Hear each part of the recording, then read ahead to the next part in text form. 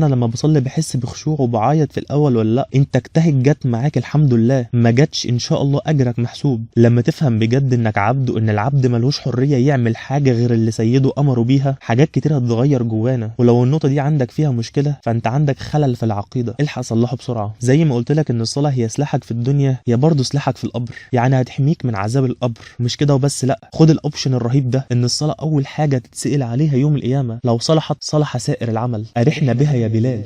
يعني الصلاه للراحه. كلنا بنجري في الدنيا جري كتير، وكل حاجه حوالينا بتجري بسرعه رهيبه، وكل ده بياكل مننا ومن نفسيتنا جامد. فلازم يكون عندنا وقت نقف وناخد نفسنا ونشحن نفسنا ونرجع تاني للعالم ده، والا هنقع وهنكسر. والوقت ده هو وقت الصلاه. عرفت ان ربنا معايا دايما، وهو الوحيد اللي بيحن عليا، وهو الوحيد اللي بيفرحني، وهو اللي بيلطف بيا، وهو اللي بيقبلني بكل ظروفي بكل احوالي، لانه ربي وهو اللي بيسبب الاسباب. فانكسفت ان يجي ميعاد مقابلته وانا اكسل